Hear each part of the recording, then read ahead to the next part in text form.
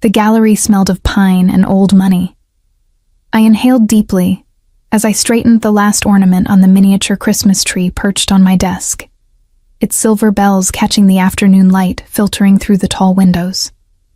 December 23rd always brought a particular kind of quiet to the Yilmaz Gallery, the kind that settled over the city like fresh snow before the holiday chaos truly began. I was Aise Demir, 25 years old, and I had worked here for 3 years. Long enough to know every painting's provenance by heart. Long enough to recognize Kemal Yilmaz's footsteps in the corridor above my office. Long enough to have developed what I refused to acknowledge as anything more than professional admiration for a man I barely knew beyond our formal interactions. The velvet box appeared on my desk, sometime between my lunch break and 2 o'clock. I discovered it when I returned from the storage room, carrying a portfolio of authentication documents for the new Klimt acquisition. The box was the color of Christmas itself, deep crimson velvet with gold edging, small enough to fit in my palm but heavy with implication. My fingers trembled slightly as I lifted the lid. Nestled against black silk lay a necklace that stole my breath. Pearls, but not ordinary ones. These were Baroque pearls, each one irregular and luminous, strung on platinum with a clasp shaped like a delicate snowflake set with what appeared to be genuine diamonds. The kind of piece you saw in museum collections, not on a gallery assistant's desk. There was no card, no note, no indication of who had left such an extravagant gift. I was still staring at it, my practical mind warring with a small flutter of something dangerous in my chest, when I felt the temperature in the room drop several degrees. Not literally, but the shift in atmosphere was unmistakable. "Who gave you that?" Kemal's voice came from the doorway, low and controlled in that way that always meant he was anything but. I looked up to find him watching me with an intensity that made my skin prickle with awareness. At 32, Kemal Yilmaz was the kind of man who commanded attention without trying. Dark hair swept back from a face all sharp angles and careful composure. Eyes the color of strong coffee that missed nothing. Today he wore charcoal trousers and a white dress shirt with the top 4 buttons undone, revealing the hollow of his throat and a hint of the defined chest beneath. His sleeves were rolled to his elbows, and a Patek Philippe watch caught the light as he crossed his arms. "I don't know," I admitted, my voice steadier than I felt. There was no card. He moved into the room with the fluid grace I'd noticed the first day I interviewed here, when I'd been a nervous recent graduate with a degree in art history and more student debt than prospects. Kemal had looked at my portfolio for exactly 90 seconds before offering me the position. I'd thought it was luck. I'd learned since that Kemal Yilmaz did nothing without calculation. "Let me see it." It wasn't a request. I lifted the box, and he took it from my hands, his fingers brushing mine for the briefest moment. Even that casual contact sent electricity up my arm, a reaction I'd trained myself not to show over 3 years of maintaining professional distance. He examined the necklace with the same focused attention he gave to authenticating a new acquisition. The muscle in his jaw tightened almost imperceptibly. "Baroque pearls," he said quietly. "South Sea, if I'm not mistaken. Natural, not cultured. The platinum is custom work. This piece is worth at least $50,000.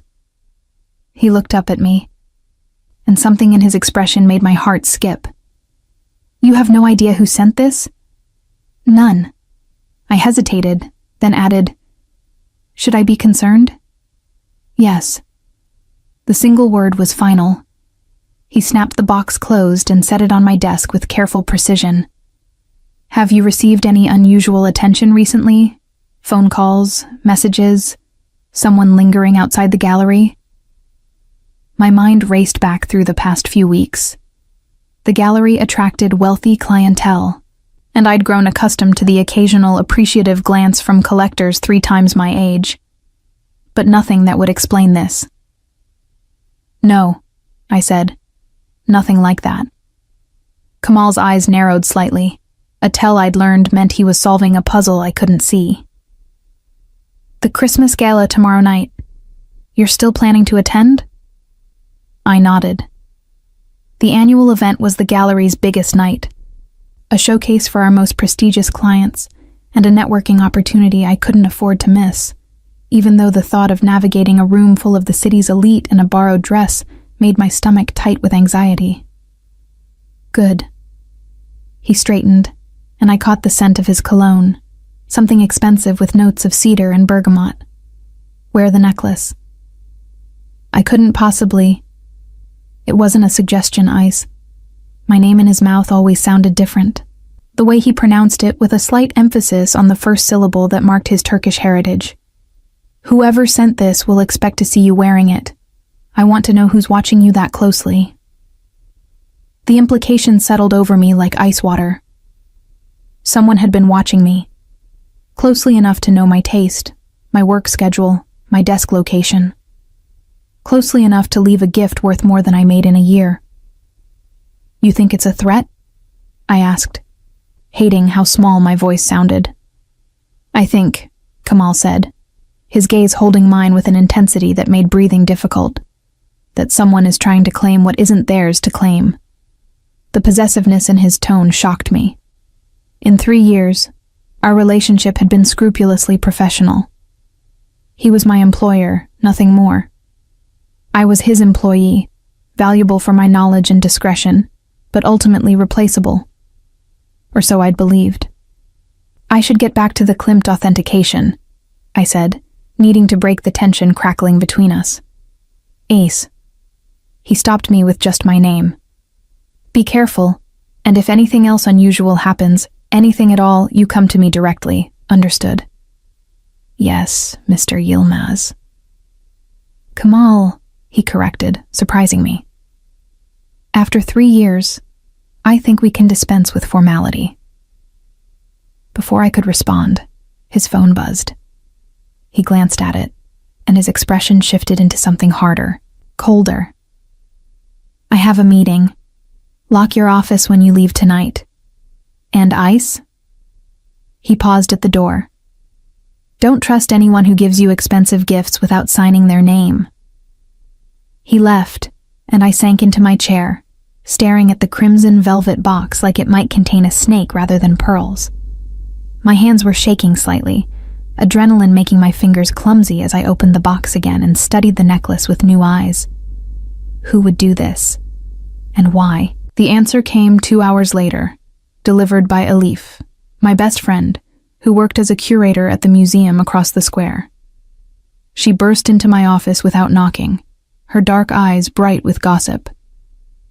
You have to hear what I just learned, she said, then stopped short when she saw the necklace box on my desk. What is that? I was hoping you could tell me. I explained about finding it, about Kamal's reaction, about the expensive mystery. Elif's expression turned serious.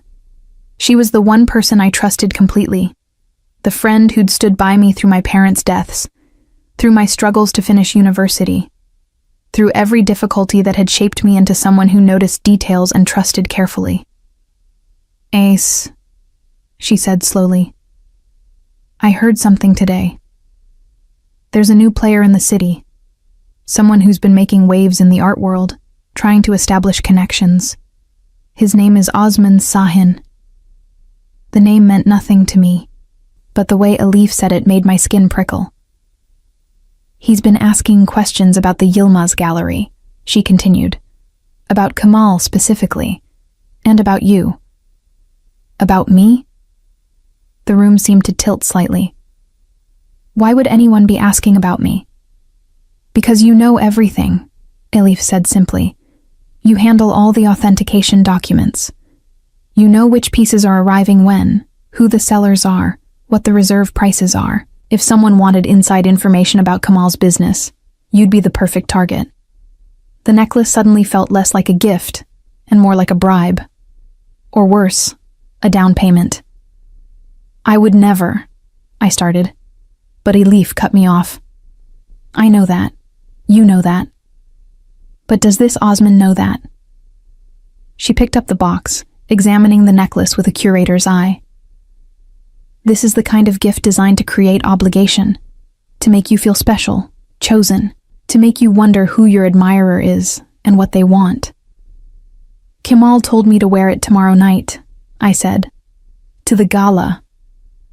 Elif's eyebrows rose. Did he now? That's interesting. Why? Because Kemal Yilmaz is many things, but careless isn't one of them. She set the box down carefully. If he wants you to wear this, it's because he's setting a trap. The question is, are you the bait or the hunter? I spent that night unable to sleep, turning Elif's words over in my mind. The Baroque pearls sat in their velvet box on my nightstand, gleaming in the moonlight filtering through my apartment window. I lived modestly, saving every spare dollar, still carrying the financial scars of putting myself through university after my parents died. The idea that someone thought they could buy my loyalty with expensive jewelry was both insulting and terrifying. But there was something else keeping me awake. The look in Kemal's eyes when he'd asked who gave me the necklace, the edge in his voice when he'd said someone was trying to claim what wasn't theirs. Had he meant the gallery's secrets? Or had he meant something else entirely? I told myself I was being foolish. Kemal Yilmaz was a successful gallery owner, sophisticated, connected, moving in circles I could never hope to enter. Men like him didn't notice women like me, except as reliable employees who knew how to be invisible when necessary. But his voice echoed in my memory. After 3 years, I think we can dispense with formality. The next morning arrived with fresh snow dusting the city. I dressed for work in my usual understated style, navy trousers and a cream silk blouse, my dark hair pulled back in a neat chignon. Professional, forgettable, safe. The necklace stayed in its box, but I brought it with me, tucking it into my bag like a secret I wasn't ready to share. The gallery hummed with pre-gala preparation. Caterers moved through the space, setting up tables. The collection on display represented the finest pieces Kemal had acquired over the past year, each one positioned to catch the light, to draw the eye, to seduce potential buyers into opening their wallets. I was reviewing the evening's guest list when Kemal appeared in my office doorway again. This time he wore a full suit, midnight blue that made his dark eyes even more intense. But the top 4 buttons of his dress shirt were still undone, a concession to informality that somehow made him more dangerous rather than less. "Walk with me," he said. It wasn't a request. I saved my document and followed him through the gallery, past paintings worth millions, past sculptures that had survived centuries. He stopped in front of a small Caravaggio, a study in light and shadow showing a woman's face half illuminated, half hidden. "Do you know what makes art valuable, Aise?" he asked. "Provenance," I answered automatically. "Authentication. Rarity. Historical significance." "Context," he corrected. "A painting is just canvas and pigment until someone assigns it meaning, until someone decides it's worth protecting, worth fighting for, worth—" He stopped, jaw tightening. "Worth keeping safe from those who would use it for the wrong reasons." I understood then that we weren't really talking about art. "The necklace," I said quietly, "will be returned to its sender," he finished. "Tonight, after the gala, when we know who was watching to see if you'd wear it. And if I refuse? If I choose not to be part of your trap?" He turned to face me fully, and the intensity in his gaze stole my breath. "Then you leave this office, this gallery, this city, before whoever sent that necklace decides that gifts aren't enough, before they realize that what they really want isn't information about my business, but leverage over me." The implication hung in the air between us, impossible to misunderstand. "I'm not leverage," I whispered. "No," Kemal agreed, his voice dropping to something almost gentle. "You're much more dangerous than that. You're a vulnerability I didn't plan for." Before I could process that confession, footsteps echoed in the gallery. Kemal stepped back, his professional mask sliding into place so smoothly I might have imagined the moment of raw honesty. "Tonight," he said, loudly enough for the approaching caterer to hear. "Wear the necklace, and Ice, stay close to me, no matter what happens." The Yilmaz gallery transformed as evening fell. What had been a sterile white space during daylight became something almost magical under strategic lighting. Shadows pooled in corners where priceless sculptures stood sentinel. The Caravaggio Kemal had shown me earlier seemed to glow from within. The woman's half-lit face, watching the gathering crowd with knowing eyes. I stood in the employee bathroom, hands trembling as I fastened the Baroque pearl necklace around my throat. The borrowed dress Elif had insisted I wear was deep emerald silk that somehow made my olive skin luminous, my dark eyes larger. I barely recognized myself. The pearls sat heavy and cold against my collarbone, each irregular sphere catching the light. $50,000 worth of obligation hung around my neck, and I couldn't shake the feeling that I was making a terrible mistake. "You look beautiful." Elif appeared behind me in the mirror, already dressed in her own gala attire, a sleek black sheath that made her look sophisticated and untouchable. Though I still think this is a bad idea. Kemal asked me to wear it. I turned from side to side, watching the pearls shift and gleam.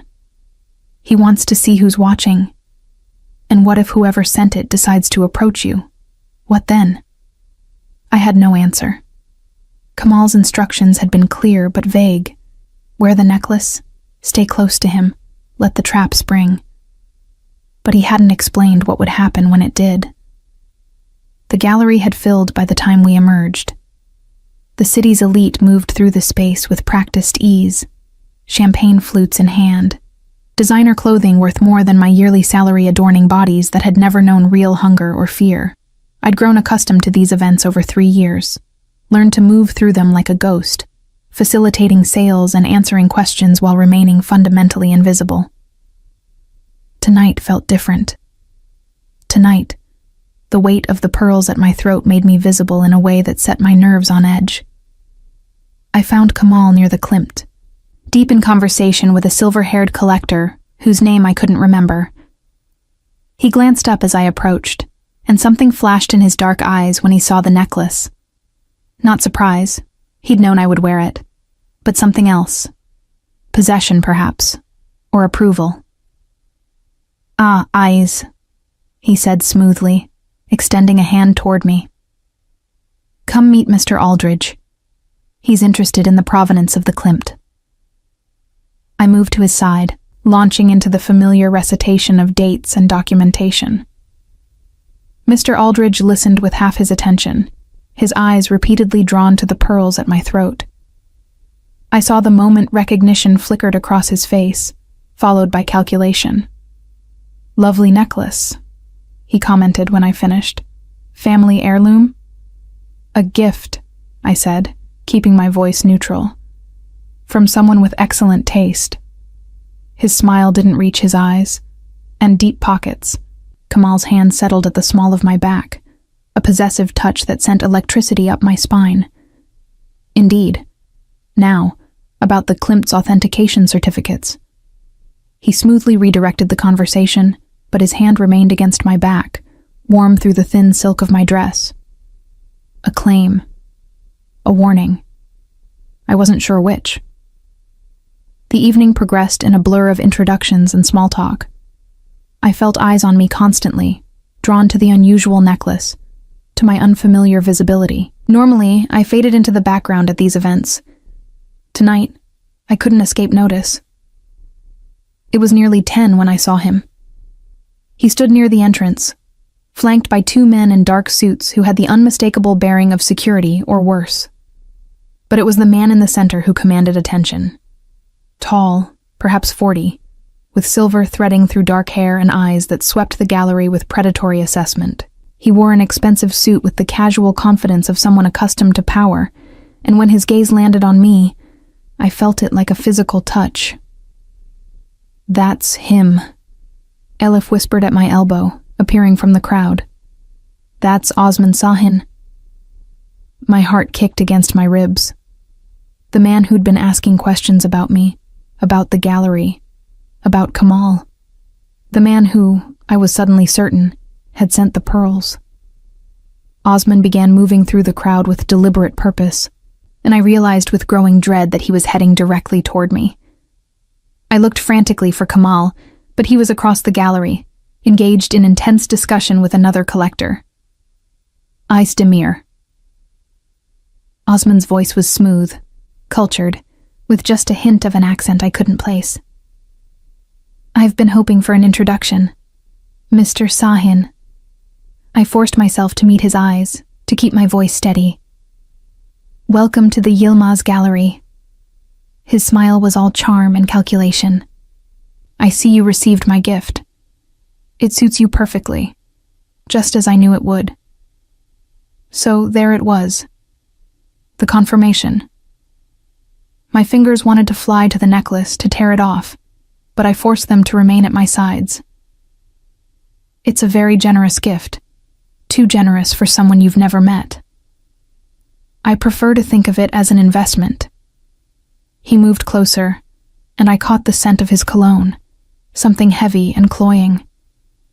In a relationship, I hope will prove mutually beneficial. I'm afraid I don't understand. Don't you? His eyes traveled over me in a way that made my skin crawl. You're an intelligent woman, Ice. You must know that your position here gives you access to information many people would find valuable. Information. I kept my voice carefully neutral, even as anger began to burn beneath my ribs. I'm not sure what you mean. Come now. Osman's smile widened, showing too many teeth. You handle all the authentication documents. You know which pieces Kamal is acquiring, from whom, and for how much.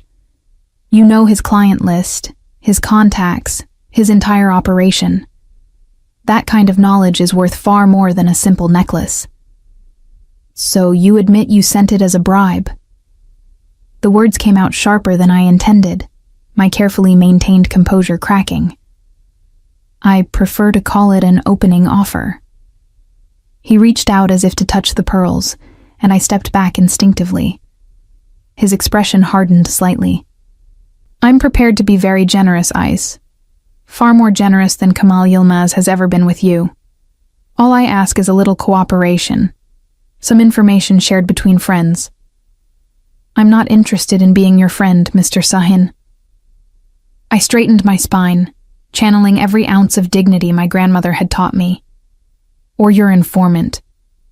The necklace is beautiful, but I can't accept it. I'll have it returned to you tomorrow. Something dangerous flashed in Osman's eyes. That would be unwise. I don't take rejection well, and Kamal's protection won't last forever. His empire is built on sand, Ice.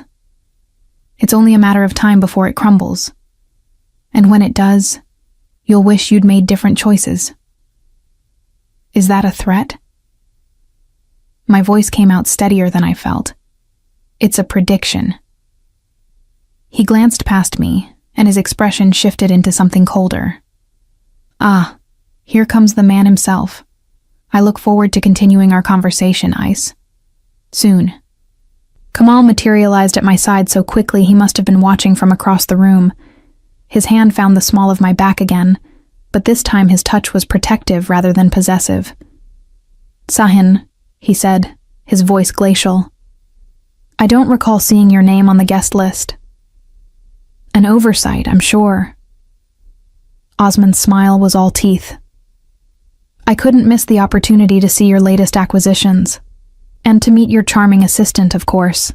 Such a valuable asset. Miss Demir is leaving, Kamal said flatly. She has other obligations. What a shame. Osman's eyes met mine over Kamal's shoulder.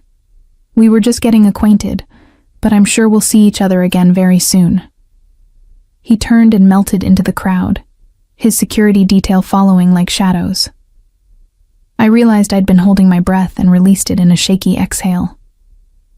My office, Kamal said quietly. Now. I followed him through the gallery, aware of curious eyes tracking our movement. The crowd parted for Kamal, their conversations never quite stopping, but definitely noting our passage. We climbed the stairs to the second floor, where his private office overlooked the gallery floor. The moment the door closed behind us, Kamal rounded on me. "What did he say to you?" He admitted sending the necklace. My hands were shaking, adrenaline making me clumsy as I reached for the clasp. "He wants information about your acquisitions, your clients, your business. He thinks I'll spy for him. And will you?" The question was sharp, testing. I stopped, the necklace half undone, and met his eyes. "How can you even ask me that?" "Because $50,000 is a lot of money for someone in your position." His voice was hard, analytical. "Because Sahin is known for finding people's weaknesses and exploiting them. Because I need to know if you're a liability I can't afford." The words hit like a slap. After 3 years of loyalty, of discretion, of building this gallery's reputation alongside him, he still saw me as just another potential threat. "Then you don't know me at all," I said quietly. I finished removing the necklace and set it on his desk with deliberate care. "I'll clear out my office tomorrow. You can find someone else to spy for Osman Sahin, or to spy on him for you. I'm done being a pawn in whatever game you're playing." I turned toward the door, but Kamal moved faster than I expected, his hand closing around my wrist. Not painfully, but firmly enough to stop me. "Wait," he said, and there was something different in his voice now. Something raw. That came out wrong. Did it? I refused to look at him, staring instead at his hand on my wrist, at the way his fingers overlapped where they circled my arm. Because it sounded pretty clear to me, I'm just another asset to be managed, another potential vulnerability to be tested. You're right. The admission shocked me enough that I turned to face him. This close, I could see the fine lines at the corners of his eyes, the shadow of stubble along his jaw, the tiredness he hid so well in public. I phrased it poorly. But Ice, you have to understand the position we're in. Sahin isn't just a rival collector. He's dangerous. The kind of man who doesn't accept refusal, who sees everything and everyone as tools to be used or obstacles to be eliminated. Then why put me in his crosshairs? I pulled my wrist free, but didn't step away. Why tell me to wear the necklace, to make myself visible? Because he was already watching you. Kamal's hand rose as if to touch my face, then fell back to his side. I've known about his interest in the gallery for weeks, known he was asking questions about you specifically. The necklace confirmed what I suspected. He's trying to recruit you, to turn you against me. At least now we know for certain. And what do we do with that certainty? We use it. He moved to the window, looking down at the gala below. Sahin thinks you're vulnerable, that you're just an underpaid assistant who might be tempted by money and attention. He doesn't know that you're the most loyal person I've ever met, that you've had opportunities to sell information before and never even considered it. I blinked. Other people have tried to bribe me? 3 times in the past year alone. He glanced back at me. I had them, discouraged, quietly. You never knew because that's what I do. I protect what's mine. There was that word again. Mine. It should have angered me, this casual claim of ownership. Instead, it sent warmth through my chest that I tried desperately to ignore. I'm not yours, Kamal. Aren't you? He turned fully to face me, and the intensity in his gaze made breathing difficult. After 3 years of working side by side, of learning to anticipate each other's thoughts, of building something remarkable together, tell me honestly, Isa, if you weren't mine, whose would you be? The question hung in the air between us, charged with meaning I wasn't ready to examine. Downstairs, music had started, some classical piece that filtered up through the floorboards. I don't belong to anyone, I said. but my voice lacked conviction. Then prove it. He closed the distance between us in 2 strides, and suddenly he was close enough that I could feel the heat radiating from his body. Walk away. Leave the gallery. Leave me. Take a position somewhere safe where men like Osman Sahin won't try to use you to get to me. Go, Ace. If you truly don't belong here, with me, then go. I opened my mouth to say yes, to call his bluff and reclaim my independence. But the words wouldn't come, because the truth was, I had nowhere else I wanted to be. The gallery had become my home, and Kamal, despite his arrogance and his secrets and his dangerous world, had become something more than just an employer. I can't, I whispered. Why not? Because someone has to keep you from making terrible decisions, I said, reaching for humor to diffuse the tension. Like telling your assistant she's a liability after she just spent an evening being interrogated by your enemies. His mouth curved into something that wasn't quite a smile. Fair point. Consider it retracted. You're not a liability, Ace. You're the only person in this building I trust completely. Then trust me with the truth. I met his eyes steadily. What exactly is Osman Sahin after? Because this isn't just about acquiring artwork or stealing clients. There's something bigger happening here. Kamal was silent for a long moment, calculation visible in the set of his jaw. Finally, he moved to his desk and unlocked a drawer, withdrawing a folder I'd never seen before. There's an auction next month, he said. Private, invitation only. A Byzantine artifact is being offered. A reliquary cross that hasn't been seen in public since before World War II. The seller is Russian. The authentication is questionable. But if it's genuine, it's worth over $10 million. I took the folder, scanning the documents inside. Authentication reports, provenance claims, photos of an ornate gold cross encrusted with gems. This is incredible. But why would Sahin? Because he's already bid on it, Kamal interrupted, and lost to me. The seller accepted my offer 3 weeks ago, pending final verification. Sahin knows this. He also knows that if he can't get the cross legally, he'll need inside information to steal it. Information about shipping routes, security measures, storage locations, information that only a few people have access to. Information I have access to, I finished, understanding dawning. That's why he's targeting me. He thinks I'll give him what he needs to steal a $10 million artifact. Exactly. Kamal took the folder back, his fingers brushing mine. And when you refused him tonight, you became a problem that needs to be solved, one way or another. The implications settled over me like ice water. I just made an enemy of a dangerous man, and my only protection was standing in front of me, watching me with eyes that held secrets I was only beginning to understand. What do I do? I asked. You stay close to me, Kamal said simply. At work, at events, everywhere. You don't go anywhere alone. You don't talk to anyone about the cross or the auction or anything related to my acquisitions. And Isa? His hand rose to cut my face, thumb brushing across my cheekbone. You wear my protection like armor, because I promise you, anyone who tries to hurt you will have to go through me first. The touch was electric, his palm warm against my skin. I should have stepped back, should have maintained the professional distance that had kept us both safe for 3 years. Instead, I leaned into it, just slightly, and watched something ignite in his dark eyes. This is a bad idea, I whispered. Probably, he agreed. But I stopped caring about good ideas the moment I saw those pearls around your throat and realized someone else was trying to claim you.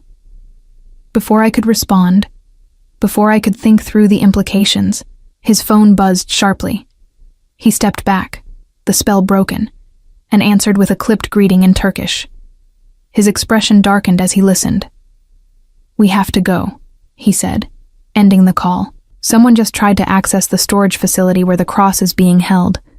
The security company is requesting I come verify nothing was disturbed. Now? In the middle of the gala? Now. His hand found mine, fingers interlacing. And you're coming with me. I meant what I said, Isa. From now on, you don't leave my sight. As we descended the stairs and made our way toward the exit, I caught a glimpse of Osman Sayan watching from across the gallery. His expression was calm, pleasant even, but something in his eyes made my blood run cold. The trap had been sprung, but I was beginning to suspect that Kamal and I weren't the only ones setting traps tonight. The storage facility sat in an industrial district at the city's edge, surrounded by chain-link fencing and security cameras that swept the perimeter with methodical precision. Kamal's Mercedes cut through the empty streets at speeds that made my hands grip the leather seat.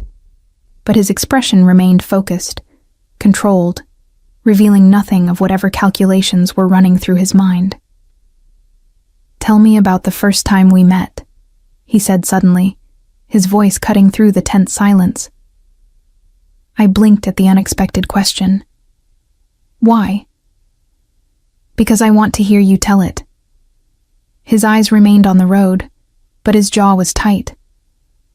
"Because someone just tried to breach my most secure facility, and I need to remember why I care." The vulnerability in that admission caught me off guard. I closed my eyes, letting the memory surface. It was raining. Late September, 3 years ago. I came to interview for the assistant position in a suit I'd borrowed from Alif because I'd pawned my good clothes to pay for my last semester's textbooks. "You were 15 minutes early," Kamal said quietly. "Soaking wet. You apologized for dripping on the marble floor. You didn't even look at me at first." The memory was crystal clear, etched in my mind like one of the paintings I'd learned to authenticate. "You were on the phone, speaking Turkish. Something about a shipment delay. I stood there for 10 minutes while you paced the gallery, and I memorized every painting on the walls. And then?" His voice had softened, the hard edges smoothing. "Then you hung up, looked at me for exactly 5 seconds, and asked me to tell you which painting was the forgery." I'd been terrified, fresh out of university, desperate for work, standing in a room full of masterpieces while the owner tested me. But I'd noticed it, the Vermeer that was almost perfect, except the lapis lazuli blue was slightly wrong, the brushstrokes too confident for a 17th century work. "You didn't hesitate," Kamal said. "You walked straight to it and explained exactly why it was fake. Your hands were shaking, but your voice was steady. I hired you on the spot. I thought it was because I was cheap labor. It was because you saw things others missed." He glanced at me briefly, something warm in his dark eyes. "And because I knew immediately that you were someone who valued truth over comfort. Someone who wouldn't look away from difficult realities just because they were inconvenient." The Mercedes turned into the facility's entrance, where a security guard waved us through. The storage building loomed ahead, concrete and steel, designed to withstand anything short of a military assault. Emre Çelik, Kamal's lawyer and head of security, waited at the entrance. He was a compact man in his 40s, with sharp eyes that missed nothing and a permanent expression of controlled concern. "Boss, Miss Demir." He nodded to us both. "We've reviewed the footage. Single individual, male, approximately 6 feet tall. He disabled the perimeter camera on the east side and attempted to access the loading dock entrance." "Attempted?" Kamal's voice was sharp. The secondary motion sensors triggered the silent alarm. He fled before breaching the actual building. Emre handed over a tablet showing grainy security footage. A figure in dark clothing moved with professional efficiency, working on the lock for exactly 90 seconds before vanishing into the shadows. "Can you identify him?" I asked, studying the footage. His face was obscured, but his build and movement patterns matched 3 different individuals in Osman Sahin's known network. Emre's expression was grim. "This wasn't random, boss. This was reconnaissance." Kamal's jaw tightened almost imperceptibly. "The cross? untouched, still in secure storage, all seals intact. Emre gestured toward the building. But if they're willing to make a move this bold, they'll try again. And next time they'll be better prepared. We entered the facility, moving through layers of security that would have impressed a bank vault designer. Retinal scanners, key code panels, biometric locks. Each barrier required both Kamal's and Emre's authorization to bypass.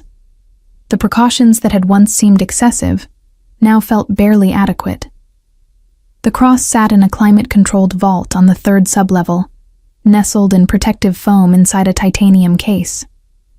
Kamal unlocked it with steady hands, and I held my breath as the lid opened. Byzantine gold gleamed in the LED lighting, worked into intricate patterns that had survived a millennium. Gems that might have been held by emperors caught the light, throwing rainbow refractions across the vault's white walls. It was breathtaking, the kind of artifact that belonged in museums, protected by nations, studied by scholars, and someone wanted to steal it. "Tell me honestly," I said, studying the cross. "Is the authentication solid? Because if this is fake, if someone's running a It's genuine." Kamal's voice held absolute certainty. "I've had 3 independent experts verify it. Carbon dating, metallurgical analysis, gemological surveys. This cross was created in Constantinople between 950 and 980 CE. It's real, Isa, which makes it worth killing for." The casual mention of murder sent ice through my veins. "You think Sahin would—" "I think Sahin would do whatever necessary to acquire this piece, including eliminating anyone who stands in his way." He closed the case with deliberate care. "Which is why you're not going back to your apartment tonight, or any night until this is resolved." I stared at him. "You can't be serious." "I have a property in the city. Secure, private, with full-time security. You'll stay there until the auction is complete and the cross is safely delivered to its new owner." He met my eyes, and his expression was implacable. "This isn't a request. You can't just relocate me like I'm another artifact to be stored safely away. Watch me." Kamal turned to Emre. "Have someone collect Miss Demir's essential items from her apartment. Use discretion. I don't want Sahin's people knowing she's moved." "Wait." I caught Kamal's arm, forcing him to face me. "I appreciate the concern, but I'm not some helpless damsel who needs to be locked in a tower. I can take care of myself." "Can you?" His gaze was hard now, the warmth from earlier conversation completely gone. "Can you take care of yourself against professional criminals who've spent weeks planning this operation? Against men who won't hesitate to use violence if bribery doesn't work?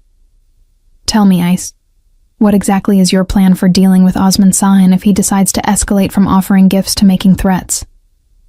I wanted to argue, to insist on my independence, but the truth was, I had no plan.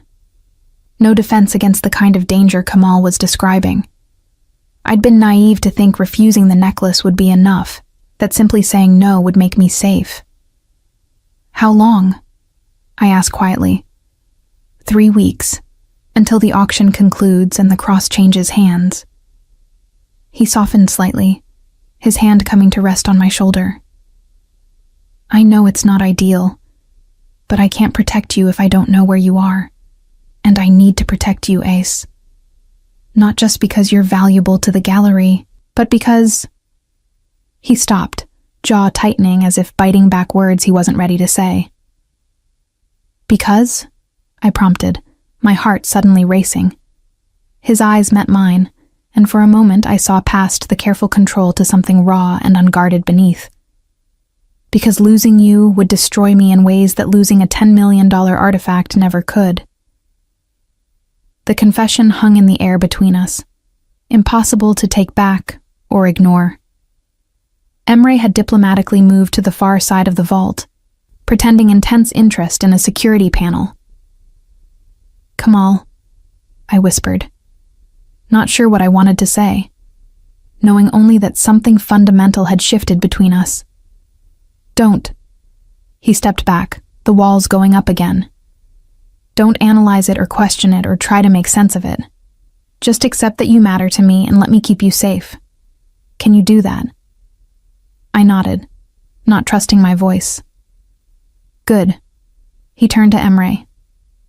"Triple the security rotation. I want eyes on this facility 24/7. And get surveillance on Sahin's known properties. If he's planning another move, I want advance warning."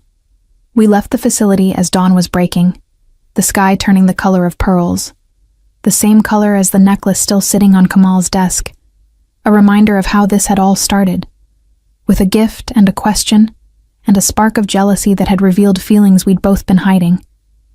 The property Kamal had mentioned turned out to be a penthouse in the most exclusive building in the city's financial district. We arrived as early morning traffic was just beginning to fill the streets, and Kamal used a private elevator that required both a key card and biometric scan to access. The doors opened directly into a space that took my breath away. Floor-to-ceiling windows overlooked the city, now gilded in sunrise. The interior was all clean lines and subtle luxury, art carefully chosen for impact rather than ostentation. I recognized a Rothko on one wall, a small Giacometti sculpture on a pedestal near the windows. "Guest room is through there." Kamal indicated a hallway. "Everything you need should be in the closet. Clothes, toiletries. I had my assistant stock it last night." "You planned this before the break-in," I observed. "I planned for contingencies. There's a difference." He moved to the kitchen, a gleaming expanse of marble and stainless steel, and started making coffee with practiced efficiency. "Make yourself comfortable. We both need sleep, but there are things we should discuss first." I sank onto the leather sofa, exhaustion suddenly overwhelming. It had been less than 24 hours since I'd found the velvet box on my desk, but it felt like a lifetime. Everything I'd thought I understood about my position at the gallery, about my relationship with Kamal, had been turned upside down. "Here." He handed me a cup of coffee, prepared exactly the way I liked it, black with 1 sugar. The fact that he knew this detail after 3 years of working together shouldn't have made my chest tight, but it did. "Thank you." He settled into the armchair across from me, and for a moment we just sat in silence, drinking coffee as the city woke up below us. It felt strangely domestic, intimate in a way that had nothing to do with the physical space, and everything to do with the shared exhaustion, the shared danger, the shared truth we were both still processing. "Can I ask you something?" I said finally. "Always." "When did it change for you? When did I stop being just an employee?" Kamal was quiet for so long I thought he wouldn't answer. Then, "Do you remember the Matisse authentication? About 18 months ago?" I nodded. A collector had brought in a painting claiming it was an unknown Matisse work. The provenance was sketchy, but the piece was beautiful, and the collector was offering it at below market value. Too good to be true. "You spent 3 days researching it," Kamal continued. "Barely slept. I came in one night around 2 a.m. and found you in the conservation room, comparing brushstroke patterns with a magnifying glass and reference books spread across every surface." I remember. I'd been so focused I hadn't even heard him enter. "You asked if I'd found anything. And you looked up at me with paint analysis charts in your hands and told me it was definitely a forgery. That the paint chemistry was wrong for the period, that Matisse never used that particular shade of cerulean, that the canvas weave was from the wrong decade. You could barely keep your eyes open, but you were so excited about catching the deception." His voice softened. "That's when I knew. That's when I realized you weren't just good at your job. You were passionate about truth, about protecting art from those who would corrupt it. And I wanted to be the kind of man worthy of that passion." My throat tightened with emotion. "Kamal, I don't expect you to feel the same way," he interrupted. "I know the power dynamic makes this complicated. I'm your employer. I control your livelihood and nothing about the situation is fair to you. But I need you to know that whatever happens with Sion, with the cross, with any of this, your position at the gallery is secure. Your safety is my priority, even if you want nothing to do with me personally." I set down my coffee cup with shaking hands. 3 years of professional distance, of careful boundaries, of telling myself that what I felt was just admiration for a talented mentor. All of it crumbling under the weight of his confession and my own long-suppressed truth. "And if I do?" I asked quietly. "Want something to do with you personally?" His eyes darkened. "Then we have a conversation about what that means. About whether you can separate genuine feeling from gratitude or fear or the adrenaline of danger. About whether I can trust that you're choosing this freely, not because you feel obligated or trapped." "I'm not trapped." "Aren't you?" He gestured at the penthouse around us. "You're in my home, under my protection, dependent on me for safety. How can I know that any choice you make right now is truly free?" It was a fair question, an ethical one, the kind of careful boundary setting that showed exactly why I'd trusted him for 3 years. But it also frustrated me. This careful nobility when what I wanted was for him to cross the space between us and kiss me, until I forgot about Byzantine crosses and dangerous rivals, and all the very good reasons we should maintain our distance. "You're overthinking this," I said. "One of us has to." But there was heat in his gaze that contradicted his careful words. My phone buzzed, shattering the moment.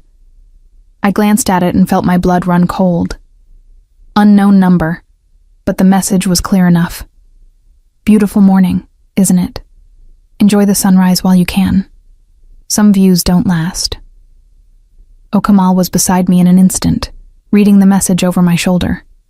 His expression went dangerously still. "He knows you're here," I whispered. "Or he's guessing.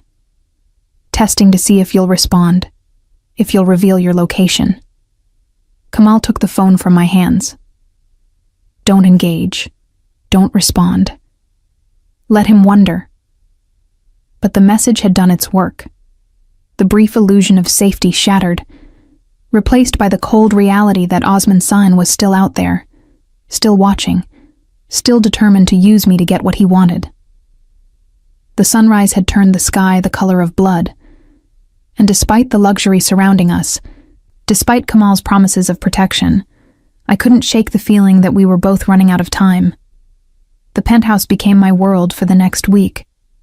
Kamal had arranged everything with the same meticulous attention to detail he brought to gallery acquisitions.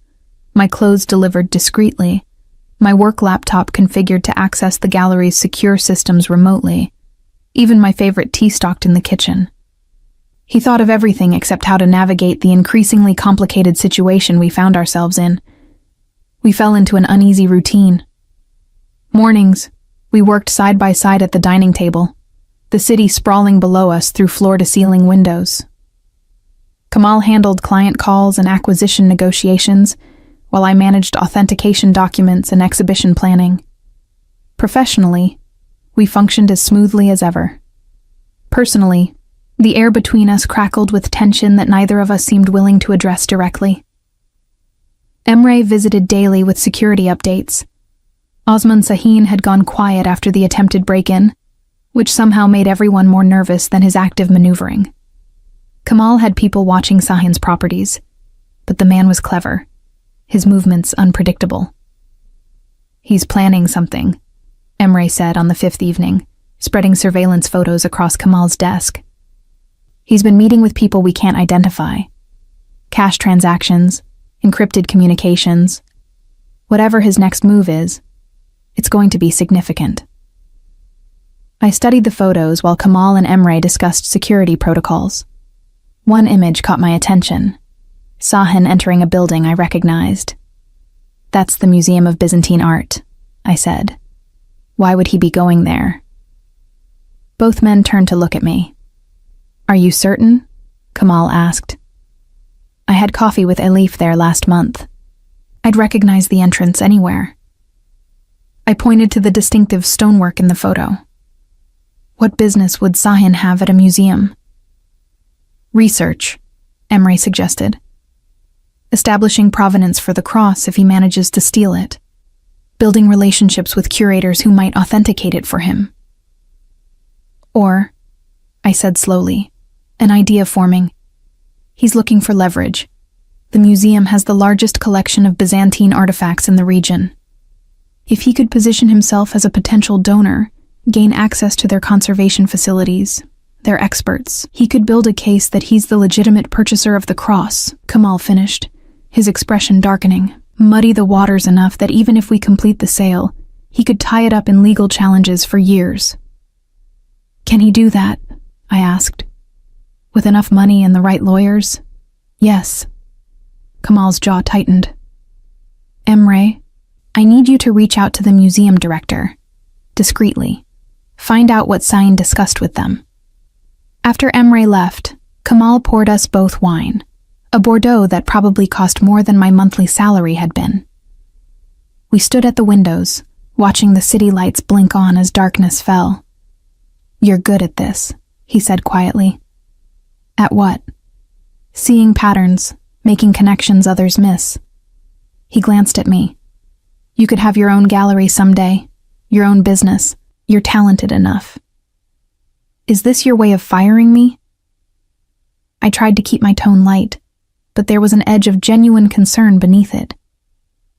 It's my way of acknowledging that you deserve more than being caught in the crossfire of my world. He turned to face me fully. You didn't sign up for death threats and protective custody when you took this job, Ice. I didn't sign up for a lot of things. I met his eyes, including developing inconvenient feelings for my employer. But here we are. The confession slipped out before I could stop it, raw and honest in a way that made my heart race. Kamal went very still, his wine glass frozen halfway to his lips. Ice, don't. I set down my own glass with careful precision. Don't tell me why it's complicated or inappropriate or dangerous. I know all that. I've spent 3 years knowing all that. But I'm done pretending that working late together doesn't make my pulse race, that I don't notice the way you look at me when you think I'm focused on paperwork, that I didn't spend the entire gala wanting to rip that pearl necklace off and throw it at Sain's head for daring to try to buy my loyalty when you'd earned it years ago without spending a single dollar. The words tumbled out in a rush, 3 years of suppressed truth finally breaking free. Kamal set down his wine glass slowly, deliberately, his dark eyes never leaving my face. You're right, he said quietly. About all of it. I am. I do look at you when you're working. I have been for months. Watching the way you bite your lower lip when you're concentrating. The way you tuck that one strand of hair behind your ear when you're frustrated. The way your entire face lights up when you successfully authenticate a difficult piece. He moved closer, and my breath caught. I've memorized all your tells, Ice. The professional ones, and the personal ones. I know when you're tired because you rub your left temple. I know when you're anxious because you twist your grandmother's ring. And I know, his voice dropped lower, that I have no right to any of this knowledge. No right to want more. What if I want you to have it? I whispered.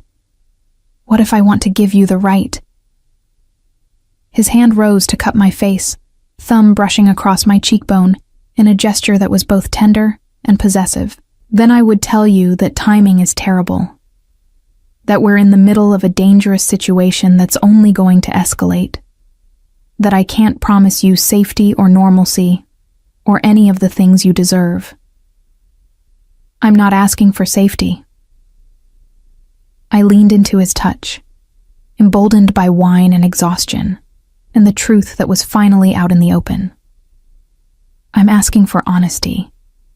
Tell me you feel this too. Tell me I'm not imagining the way you watch me, the way your voice changes when you say my name, the way you've structured your entire life around keeping me close for the past week. You're not imagining it.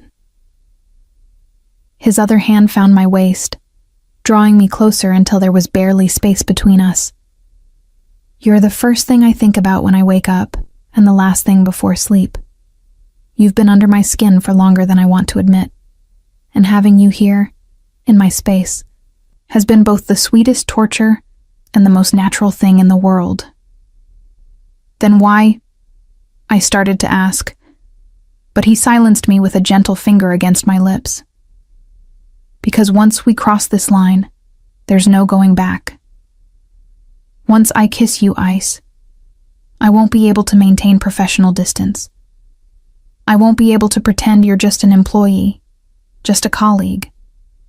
You'll be mine in every way that matters, and I'm a possessive man. I don't share. I don't let go. I need you to understand what you're asking for.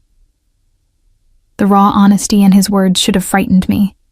The intensity, the claim of ownership, the promise of possessiveness. But instead, warmth flooded through me, settling somewhere deep in my chest. I understand, I said softly, and I'm asking anyway. For a moment, he just looked at me, as if memorizing this instant before everything changed. Then he lowered his head and kissed me with a hunger that stole my breath and made my knees weak. It wasn't gentle. It was 3 years of suppressed desire finally unleashed, desperate and consuming. His hands tangled in my hair, tilting my head back to deepen the kiss, and I responded with equal fervor, my fingers clutching at his shoulders, as if he were the only solid thing in a world that had turned liquid and uncertain. When we finally broke apart, both breathing hard, Kamal rested his forehead against mine. "No going back," he murmured. "No going back," I agreed. He kissed me again, slower this time, savoring rather than devouring. Then he took my hand and led me to the bedroom, and the rest of the world, Osman Sahin, the Byzantine cross, danger and complications, faded away until there was only us, and the truth we'd finally stopped denying. Later, tangled in sheets that smelled of cedar and bergamot, I traced patterns on Kamal's chest and tried to process the seismic shift in our relationship. "What happens now?" I asked. "Now?" He captured my wandering hand, pressing a kiss to my palm. "Now we deal with the reality that I've just crossed every professional boundary in existence with an employee who's under my protection during a crisis situation. My ethics are questionable at best." "I'm not just an employee anymore," I pointed out. "No." His arm tightened around me. "You're much more dangerous than that. You're the woman who could destroy me with a word, who knows all my secrets, who's seen behind every carefully constructed wall. You're my vulnerability, Asa, and that terrifies me." I propped myself up on one elbow to look at him properly. "I'm not going to destroy you." "Aren't you?" His smile was wry. "You already have. The moment you walked into my gallery 3 years ago with borrowed clothes and determination in your eyes, you started dismantling everything I thought I knew about keeping people at a distance. And now," he tucked a strand of hair behind my ear, "now I'm so far gone that I'd burn down my entire empire before I'd let Sahin touch you." The fierce protectiveness in his voice sent shivers down my spine. "That's a little dramatic." "Is it?" His expression turned serious. "The auction is in 2 weeks. Once the cross changes hands and is safely delivered, Sahin will have no reason to target you. But until then, he's going to escalate. And knowing that you're mine now, that crossing you means crossing me directly, might be the only thing that keeps you safe. So, we're using this," I gestured between us, "as protection. We're acknowledging what's been true for months and letting that truth work in our favor." He pulled me back down against his chest. "I won't apologize for using every weapon in my arsenal to keep you safe, including the fact that harming my partner would bring consequences Sahin can't afford." Partner. The word settled over me like a warm blanket. More intimate than lover, more permanent than girlfriend. It implied equality, collaboration, a future extending beyond this crisis. "I like that," I murmured against his skin. Being your partner. Good. I could hear the smile in his voice. Because you're stuck with me now. I warned you. I don't let go. My phone buzzed on the nightstand, shattering the peaceful moment. Kamal reached for it before I could, his expression darkening as he read the screen. What is it? Elif. He handed me the phone. She's been trying to reach you. Says it's urgent. I called her back immediately, Kamal's arm still wrapped around my waist, anchoring me. Elif answered on the first ring. Finally. I've been calling for an hour. Her voice was tight with stress. Ice. Something happened at the museum. Someone broke into the Byzantine collection last night. My blood ran cold. What was taken? Nothing, as far as we can tell. But they accessed our conservation lab and authentication records, specifically records related to Byzantine reliquaries and cross designs from the 10th century. She paused. Eyes, whoever broke in knew exactly what they were looking for. This wasn't random. I met Kamal's eyes, seeing my own realization reflected there. Sahin, I whispered. He's building a case, Kamal said grimly. Gathering evidence to support his claim if he manages to steal the cross. Museum records would give him provenance documentation, authentication comparisons, everything he'd need to argue he's the legitimate owner. There's more, Elif continued. The director received an anonymous donation offer this morning. $5 million to expand the Byzantine collection. The donor wants to meet next week to discuss terms. Let me guess, I said. The donor is Osman Sahin. How did you know?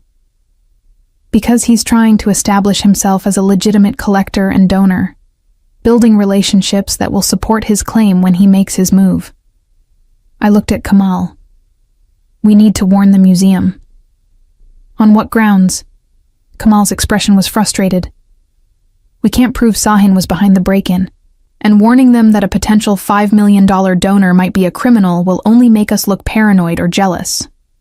Sahin's too clever for direct accusations. He was right, and I hated it. We ended the call with Elif after making her promise to be careful, to not let anyone know she'd told us about the break-in. He's closing in, I said quietly, methodically eliminating our advantages. Then we need to change the playing field. Kamal rose from the bed with fluid grace, already shifting back into strategist mode. The auction is in 12 days. If we can move up the exchange, complete the sale early, we eliminate Sahin's window of opportunity. Can you do that? I can try. He pulled on clothes with efficient movements. But it means exposing the cross to risk sooner, moving it to a neutral location for authentication and transfer. We'd be vulnerable. We're already vulnerable, I pointed out. He turned to look at me, and something in his expression made my breath catch. Not we, Ice. You. Every move Sahin makes is designed to threaten you, to pressure me through you. If I accelerate the timeline, if I force his hand, he might escalate from threats to action.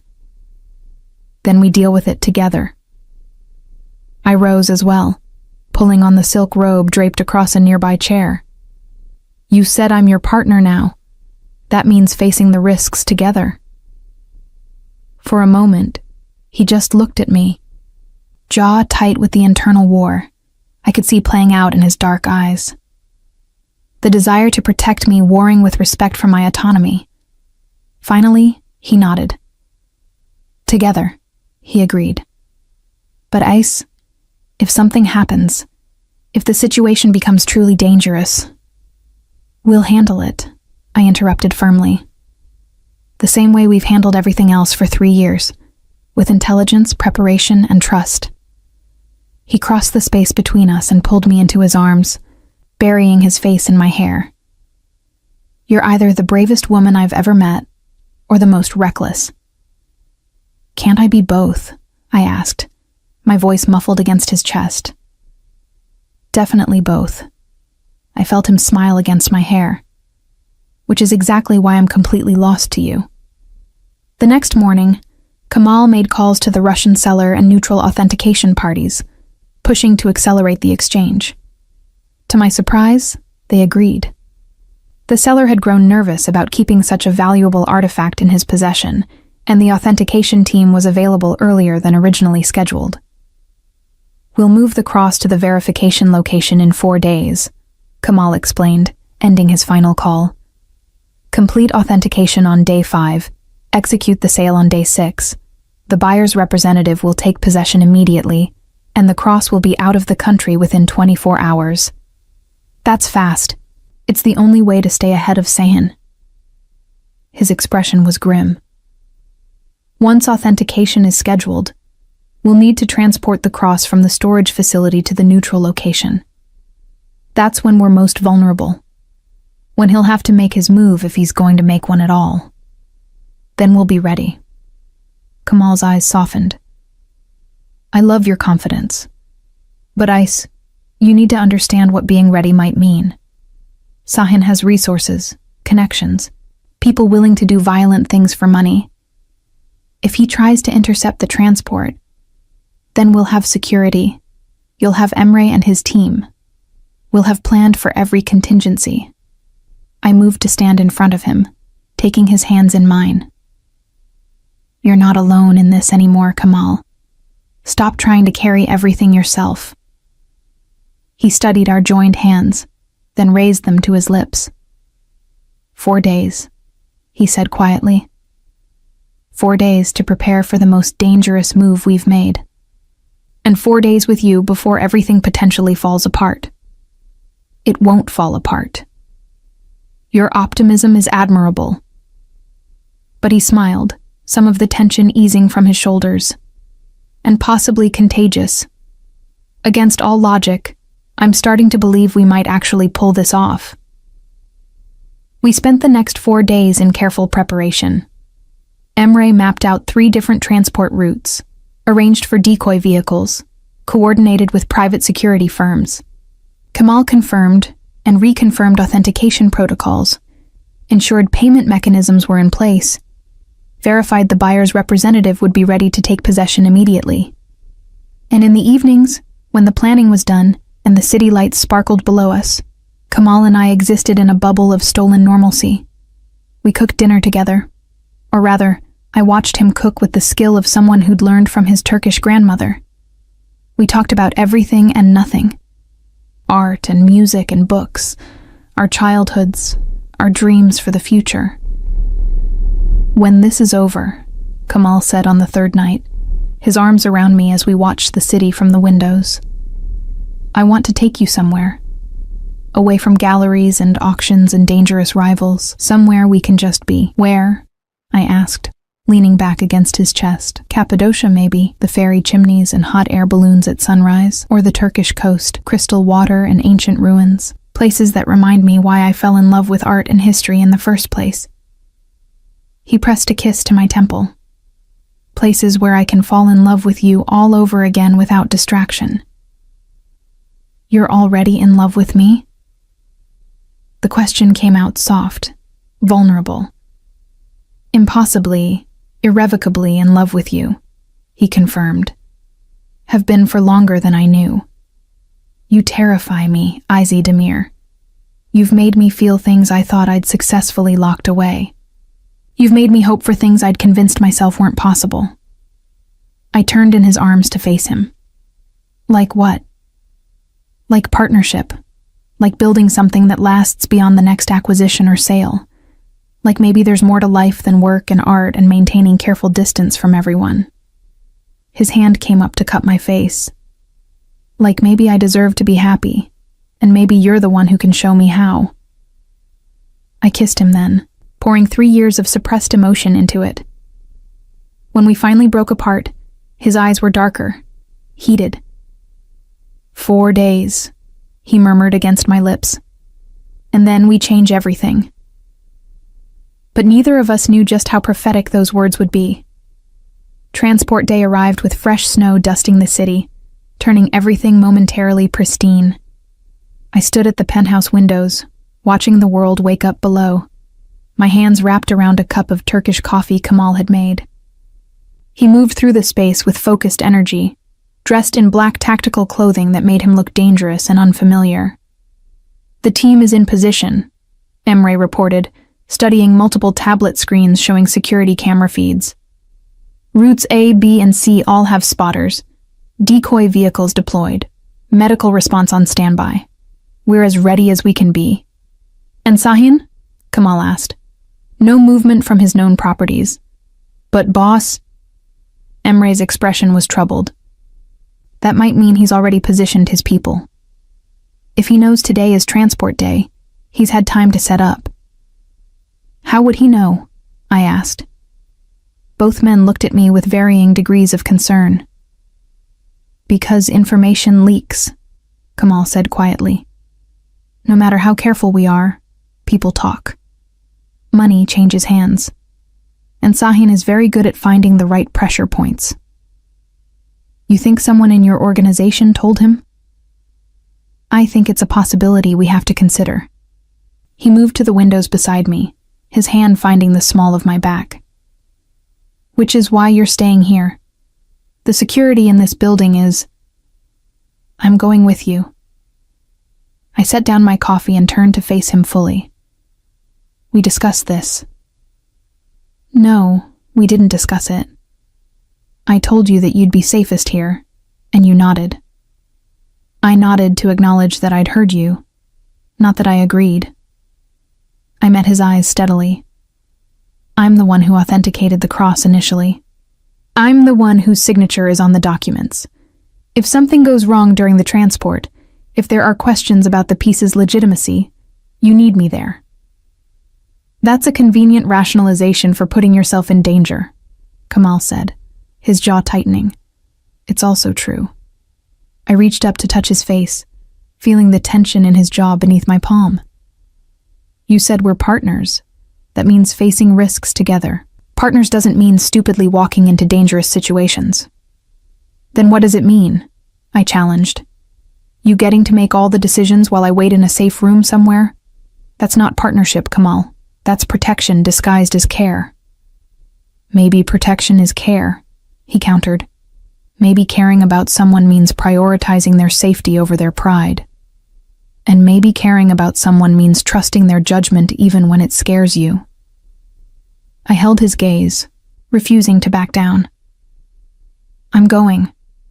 If you lock me in here, I'll find a way out and meet you there anyway. At least if I'm with you from the start, you can actually protect me." Emre cleared his throat diplomatically. "Boss, she has a point about the authentication. If there are any questions during the exchange, having her present eliminates delays." Kamal's expression made it clear what he thought about Emre taking my side. But after a long moment, he nodded curtly. "Fine. But you stay in the vehicle at all times. No exceptions. If shooting starts..." "Shooting?" My voice came out higher than intended. "If shooting starts," he continued, "you get down and stay down until Emre gives the all clear. Understood?" I nodded, suddenly very aware of what I'd just insisted on being part of. This wasn't a gallery showing or a client meeting. This was actual danger, with actual weapons and actual consequences.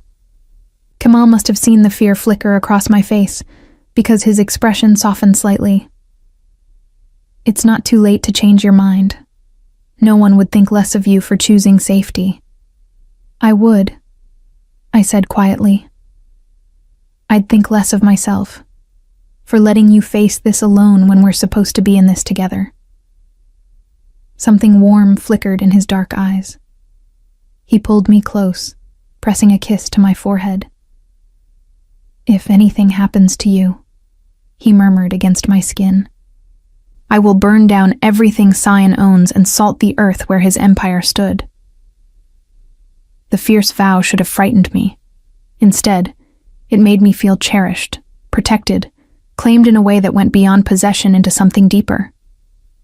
"Nothing's going to happen," I said, with more confidence than I felt. "We've planned for everything." 30 minutes later, I was in the back of an armored Mercedes, Kamal on one side and Emre on the other. 2 security vehicles flanked us, and I knew from Emre's briefing that 3 more teams were moving through the city on different routes, creating confusion about which transport held the actual cross.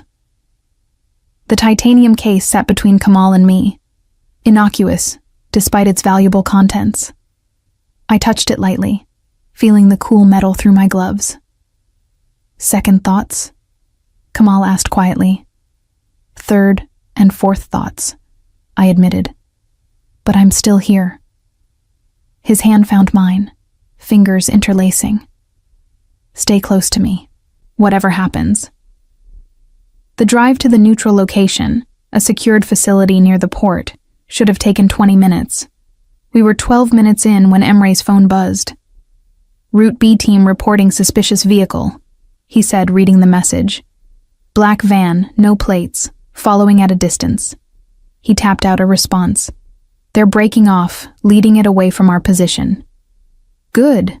Kamal's voice was tense. "Status on Route A? Clear. Route C?" Emre's phone buzzed again. His face paled. "Boss, Route C vehicle was hit. Professional job. Team is alive, but the decoy case is gone." "So Sahin knows 2 of the 3 were decoys," I said, my mouth suddenly dry. "Which means—" "He knows we're the real transport," Kamal finished grimly. "Emre, contact the port facility. We need to divert." The impact came from the left side, sudden and violent. Our Mercedes spun, protected by armor but not immune to physics. I slammed against my seatbelt, Kamal's arm shooting out to brace me even as his other hand gripped the door handle. "Get us out of here!" Emre shouted at the driver. The Mercedes surged forward, but a second vehicle had appeared ahead, cutting off our path. We were boxed in, professional precision trapping us on a quiet industrial street with no witnesses. "Lock it down," Kamal ordered, his voice deadly calm despite the chaos. His hand moved to his jacket, and I realized with shock that he was pulling out a gun. I'd known intellectually that he had security, that his world sometimes required force. Seeing the weapon in his hand made it visceral reality. The doors to the vehicles trapping us opened. 6 men emerged, all armed, all moving with military efficiency. I recognized the calculated choreography. These weren't street criminals or opportunistic thieves. These were professionals. Emre was on his phone, calling for backup, but I could see from his expression that help wouldn't arrive in time. "Stay down," Kamal said to me, his voice soft despite the hardness in his eyes. "No matter what happens, Ice, you stay in this vehicle, and you stay down. Kamal, promise me." His eyes met mine, and I saw fear there for the first time since I'd known him. Not fear for himself, but for me.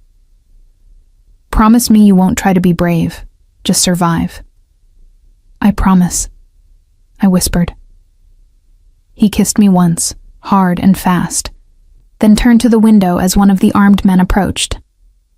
The window lowered slightly, and Kamal called out in Turkish, words I couldn't follow but tone that was clear. Negotiation, not surrender. The man responded, and I caught one word I recognized. Sahin. "He wants the cross," Kamal said, not turning from the window. "He's offering to let us leave unharmed if we hand it over now." "Don't." I gripped his arm. "We can't just give him a $10 million artifact because he threatened us." "I can replace artifacts," Kamal said quietly. "I can't replace you." Before I could respond, before I could process that he was seriously considering surrendering to protect me, a new vehicle roared onto the street. Not one of ours, but not one of Sahin's either. The door opened and a woman emerged, moving with professional grace, a badge visible at her hip. "This is Detective Yilmaz, Turkish National Police," she called out in clear English. "Drop your weapons and step away from the vehicles. You're all under arrest for attempted armed robbery." The men surrounding us hesitated, looking to their apparent leader for direction. In that moment of confusion, Our backup arrived. 2 more security vehicles appearing from side streets, creating a perimeter. Sahin's men weren't stupid. Outnumbered and facing law enforcement, they retreated to their vehicles and scattered, leaving us shaken but unharmed. Detective Yilmaz approached our Mercedes as Kamal opened the door. She was younger than I expected, mid-30s, with sharp eyes that assessed the situation quickly. "Mr. Yilmaz," she said with a slight nod, "we've been monitoring Osman Sain's activities for several months. Your tip about the storage facility break-in gave us the evidence we needed for surveillance authorization." "You've been following us," Kamal said, not a question. "We've been following Sain's organization. You were bait, whether you knew it or not." Her eyes flicked to me. "Miss Demir, I presume? You're quite brave, or quite foolish to be out here today." "Bit of both," I managed, my voice shaky. "The cross?" the detective asked. Kamal gestured to the case. "Authenticated and ready for sale. Legally purchased from a legitimate seller. Everything documented and above board." "Good. Then you won't mind if I escort you to the verification facility personally. Make sure you arrive without further incident." It wasn't really a question. With the police escort and our own security, the rest of the journey passed without incident. The neutral location was a fortress, concrete and steel designed specifically for high-value art transfers. The authentication team was already there, professionals I'd worked with before who greeted me with respectful nods. The verification process took 3 hours. Every aspect of the cross examined, every previous authentication reviewed, new tests run to confirm what we already knew. It was genuine, spectacular, worth every penny of the 10 million Kamal had committed. The buyer's representative, a severe German woman named Kraus, inspected the cross with the same intensity I'd brought to my own authentication months before. Finally, she nodded. "It is as represented. The funds will transfer immediately." Kamal's phone pinged with the confirmation. $10 million deposited into his business account. The cross was packed with meticulous care into a specialized transport case, and Kraus's own security team took possession. Just like that, it was over. We drove back to the penthouse in silence, Emre making calls to coordinate cleanup and security reviews. Detective Yilmaz had promised to keep us updated on Sahin's arrest, though she'd warned that a man with his resources and connections might not stay detained long. "We'll keep the case open," she'd said. "His attempt to intercept the transport gives us leverage, but he'll make bail, and then—" She'd shrugged, the implication clear. "And then we'd be back to watching our backs." Inside the penthouse, safe behind multiple layers of security, I finally allowed myself to shake. The adrenaline that had kept me focused during the attack drained away, leaving me hollow and trembling. Kamal pulled me into his arms immediately, one hand cradling the back of my head. "It's over," he murmured. "You're safe. We're safe. For now," I said into his chest. "Sahin isn't going to just give up." "No," he agreed. "But he's lost this round. The cross is gone, out of the country. He has no leverage over us anymore." I pulled back to look at him. "Are you sure?" Because it felt like he was just getting started.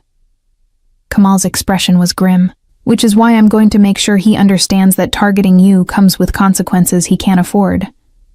I have resources too, Isa. Connections and influence. I've been playing nice, trying to stay on the legal side of things. But if Sahin wants a real war, I'll give him one. The cold determination in his voice reminded me that Kamal Yilmaz was more than just a gallery owner, more than just my employer turned lover. He operated in a world where power meant everything, and showing weakness could be fatal. "Don't do anything that puts you at risk," I said. "I can't lose you. Not after everything." "You won't." He kissed me softly. "I promise you, Ace. Whatever happens next, we face it together. No more secrets, no more protection through ignorance. You're in this with me now, for better or worse." "Worse seems to be showing up pretty frequently," I observed. Then we're due for some better. He led me to the windows, where the city sparkled below us. Starting now, the cross is sold, the immediate danger is past, and I have you safe in my arms. That's as better as it gets. I leaned into him, letting his warmth and solidity anchor me. What happens now? Do I go back to my apartment? Back to the gallery like nothing happened? Do you want to? I considered the question seriously. My tiny apartment felt like a lifetime ago, a different person's life. The gallery would never be the same now that everyone would know about our relationship. And the thought of leaving this space, of not waking up beside Kamal, made my chest tight with something like grief. No, I admitted. I don't want to go back. Then don't. His arms tightened around me. Stay here, with me. Let's see what better looks like when we're not running from danger or hiding from our feelings. It should have felt too fast, too much. We'd only been together romantically for a little over a week. But in truth, we'd been building toward this for 3 years, and the intensity of what we'd just survived had burned away any pretense of taking things slow. Okay, I said, but I want my own closet space. Your clothes are taking up way too much room. He laughed, the sound genuine and relieved. Reasonable demand. Anything else? I want to redecorate the guest room, turn it into an office. If I'm going to keep working for you, I need a proper workspace. Granted, though I should mention that I'm planning to make you a partner in the gallery. 50-50 split on all future acquisitions and sales. He said it casually, as if offering to share a multi-million-dollar business was a minor detail. I turned to stare at him. Kamal, you can't just... I can, and I am. You've earned it, Ice. 3 years of dedication, of building the gallery's reputation through your authentication work, of managing acquisitions that have tripled our annual profits. You deserve to be a partner in every sense. His eyes were serious. Besides, it'll make the power dynamic less problematic. Hard to argue you're being coerced when you own half the business. That's very pragmatic. I'm a pragmatic man. But his smile was warm. Say yes, Ice. Be my partner in everything. Business, life, whatever comes next. Yes, I said, the word coming easily despite the magnitude of what I was agreeing to. To all of it. We sealed the agreement with a kiss that turned heated, urgent, life-affirming after the day's brush with danger. When we finally broke apart, both breathing hard, Kamal rested his forehead against mine. Merry early Christmas, he murmured. Though I think we've had enough excitement for one holiday season. I laughed, giddy with relief and happiness, and the sheer impossibility of everything that had happened since I'd found that velvet box on my desk. Next year, I promised, we're doing quiet. Just us, no Byzantine artifacts, no dangerous rivals. Normal. I'll believe it when I see it, he said, but it's a nice dream. We didn't know it then, but normal was exactly what we were about to get. Or at least, as normal as life could be when you were in love with a man who moved between the art world's legitimate elegance and its shadowy underbelly. But that was a story for tomorrow. Tonight, we had safety in each other, and for now, that was enough. The first snowfall of December always reminded me of that Christmas when everything changed. I stood at the windows of what was now our penthouse, watching fat flakes drift past the glass, a cup of Turkish coffee warming my hands. You're going to freeze standing there in just that robe. Kamal's voice came from behind me, rough with sleep. His arms wrapped around my waist, pulling me back against his chest. Come back to bed. It's barely 6. Couldn't sleep. I leaned into his warmth, still marveling sometimes at the casual intimacy we'd built over the past year. Too excited about tonight. The museum opening? He pressed a kiss to my temple. It's going to be perfect. You've worked on this for months. the Demir collection of Byzantine art. My museum, built from a dream Kamal had encouraged and funded, opening tonight with a gala that would showcase the pieces we'd acquired together over the past year. Legitimate acquisitions, everyone authenticated with the same care I'd brought to the gallery, but now under my own name, my own authority. The gallery itself had transformed too. Yilmaz and Demir Fine Arts had become one of the city's premier auction houses, our reputation for integrity and expertise drawing clients from across Europe and Asia.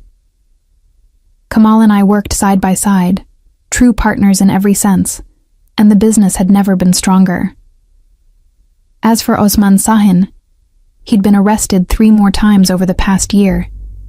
Each time he'd made bail, and each time he'd emerged more cautious, less openly aggressive.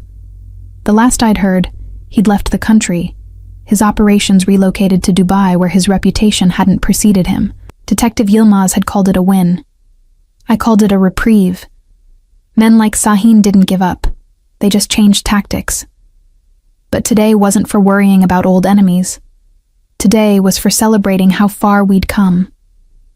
"Come shower with me," I said, turning in Kamal's arms. "We have a big day ahead." "That's the best idea you've had this morning." He kissed me, slow and thorough, then led me toward the bathroom with its obscene soaking tub and rainfall shower. Some luxuries I'd never quite gotten used to, even after a year of living here. The museum opening that evening was everything I'd dreamed and more. The renovated building gleamed under strategic lighting, each Byzantine piece displayed to highlight its beauty and historical significance. Collectors and curators moved through the space with appreciative murmurs, and I caught Alif beaming at me from across the room. She'd been promoted to chief curator at her own museum, and we'd collaborated on several acquisitions that benefited both our collections. The professional partnership felt like vindication, proof that my expertise was recognized beyond just being Kamal's partner. "Isid Demir." A familiar voice made me turn. Detective Yilmaz approached, elegant in evening wear rather than her usual professional attire. "Congratulations on the opening. The collection is remarkable." "Thank you, Detective. I wasn't sure you'd come." "I wouldn't miss it."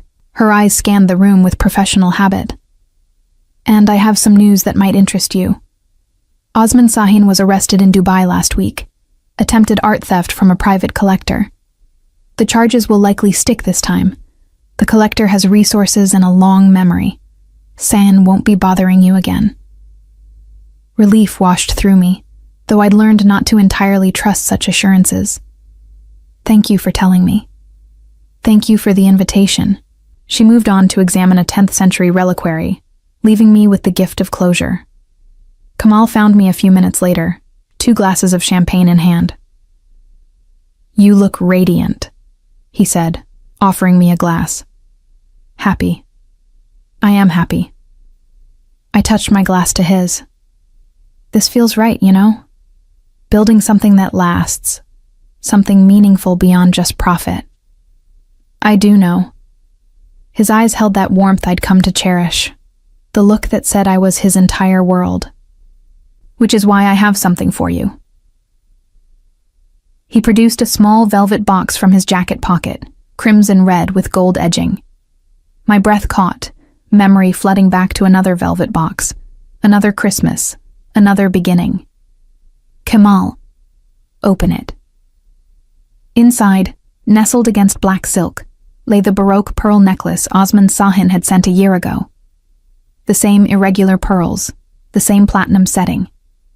But the clasp had been changed, the original snowflake replaced with a new design.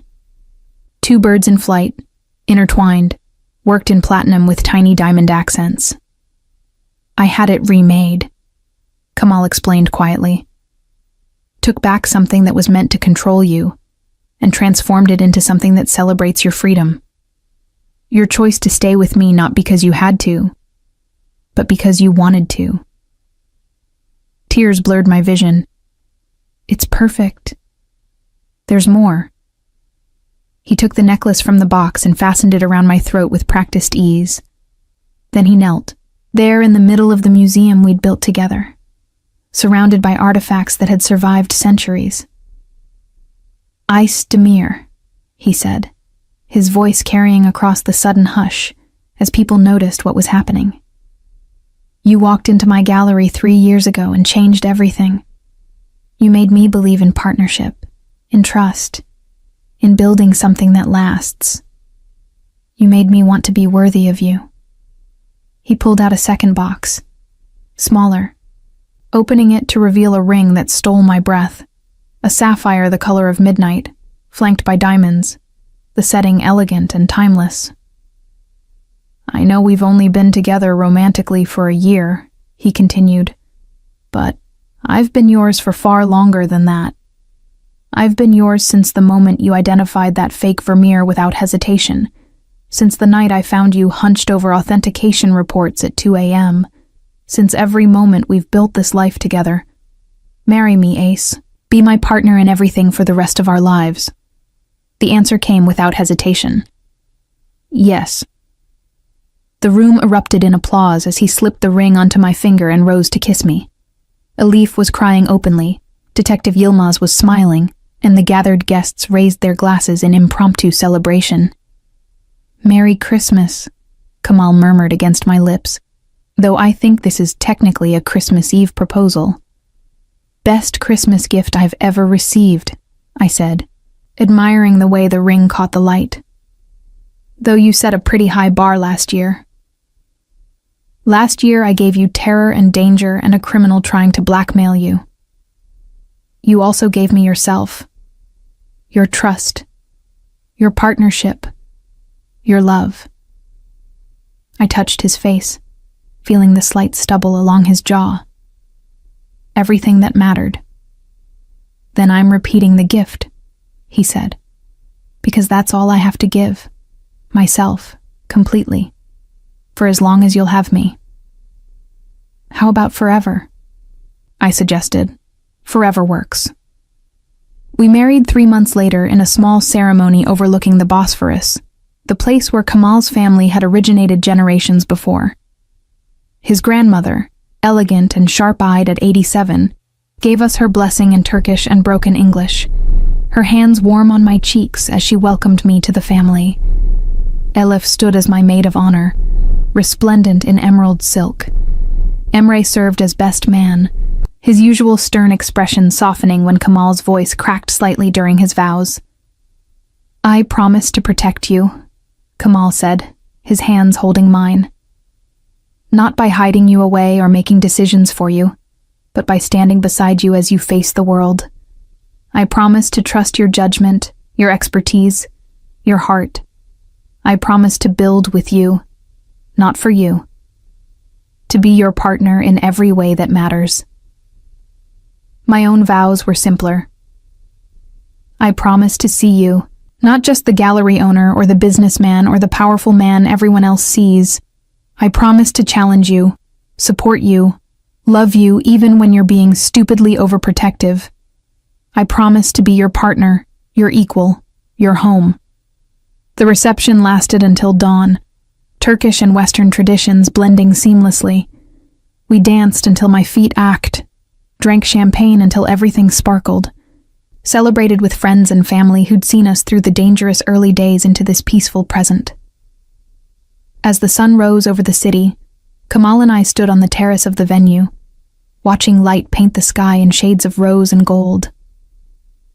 Ready for the honeymoon? He asked, his arm around my waist. Cappadocia, right? Fairy chimneys and hot air balloons? I'd remembered his promise from a year ago, surprised when he'd actually booked it.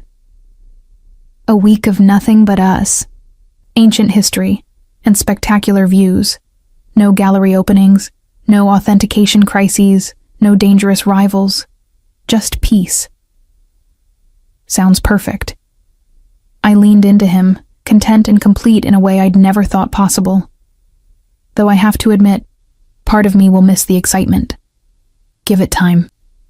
His smile was wry. Something tells me our life together won't ever be entirely boring. Not when we're constantly finding lost masterpieces and building museums and generally making waves in the art world. Fair point.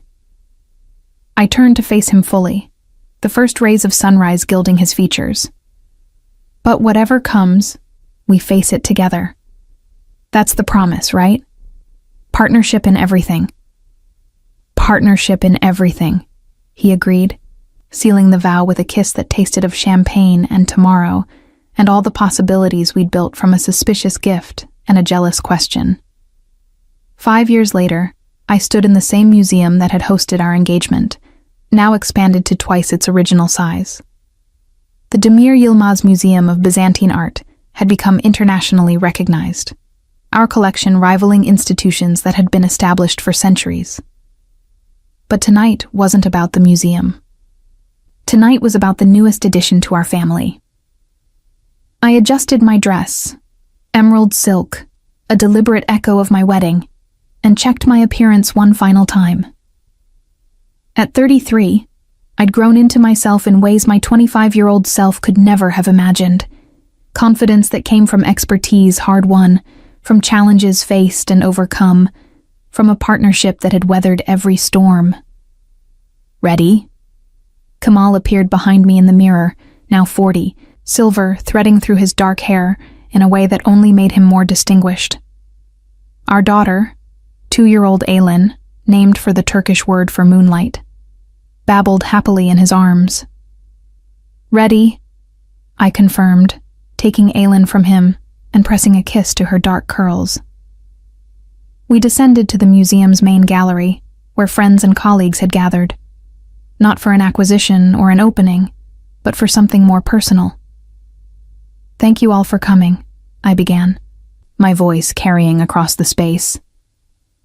5 years ago, this museum opened with a collection of Byzantine artifacts. Tonight, we're expanding our focus. Kamal stepped forward, taking over seamlessly. The Demir Yilmaz Foundation will now fund acquisitions and research across multiple periods and regions.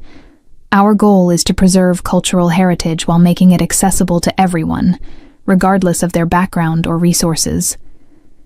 To that end, I continued, we're announcing full scholarships for 10 students annually to study art history, conservation, and museum curation, because someone once gave me a chance when I had nothing but determination and a borrowed suit. It's time to pass that gift forward. The applause was genuine, warm. Elif approached with tears in her eyes, pulling me into a fierce hug. Your grandmother would be so proud, she whispered. I hope so, I said, my own throat tight with emotion. The evening progressed with the easy rhythm of successful events. Donors mingled with students, curators discussed new acquisitions, children, including Aylin, explored the carefully protected interactive exhibits we'd designed specifically for young visitors. As the party wound down, Kamal found me in the gallery where it had all started. The Caravaggio that had witnessed our first honest conversation still hung there, the woman's half-lit face as enigmatic as ever. Thinking about that day? He asked, slipping an arm around my waist. Thinking about everything. How much has changed? How much hasn't? Such as? I still love authenticating pieces. Still get excited when we acquire something special. Still think you're impossibly bossy sometimes. Only sometimes? He feigned hurt. More often than I admit. I leaned into him, watching our reflection in the protective glass over the painting. A family now, not just a couple.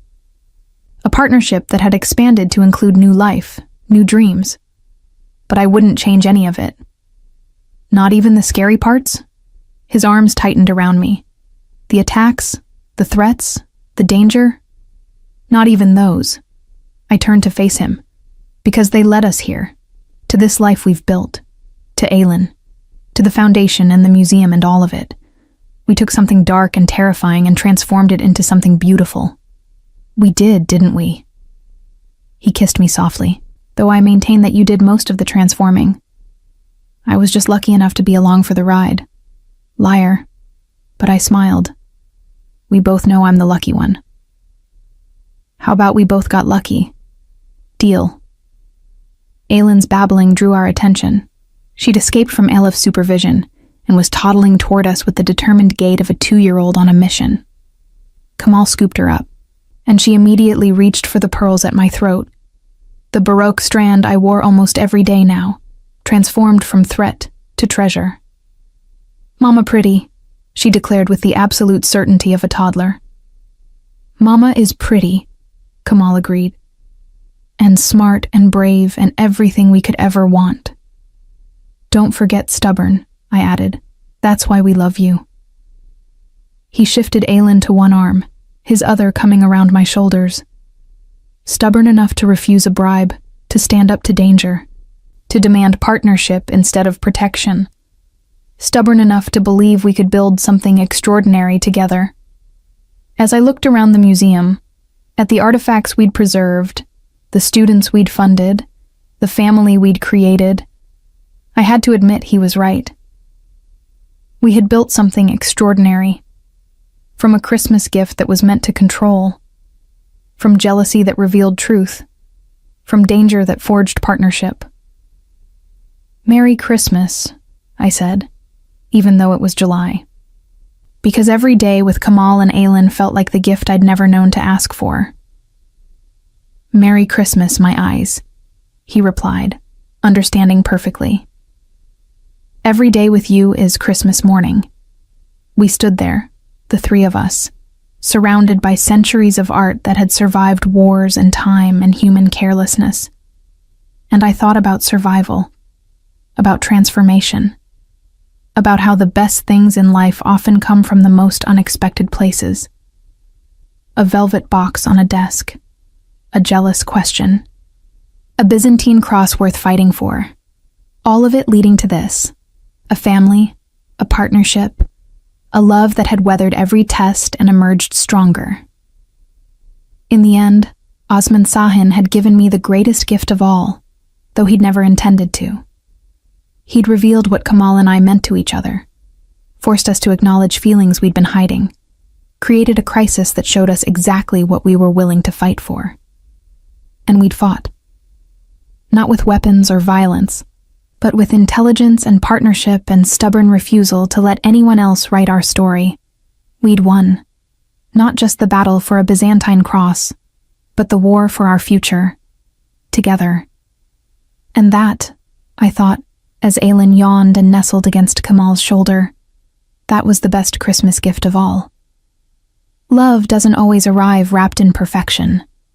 Sometimes it comes as a mysterious gift, a jealous question, and a journey through danger that reveals what truly matters. Icy and Kamal discovered that real partnership isn't about protection, but about standing together through every storm. If this story touched your heart, click like and tell me, have you ever received an unexpected gift that changed your life in ways you never imagined?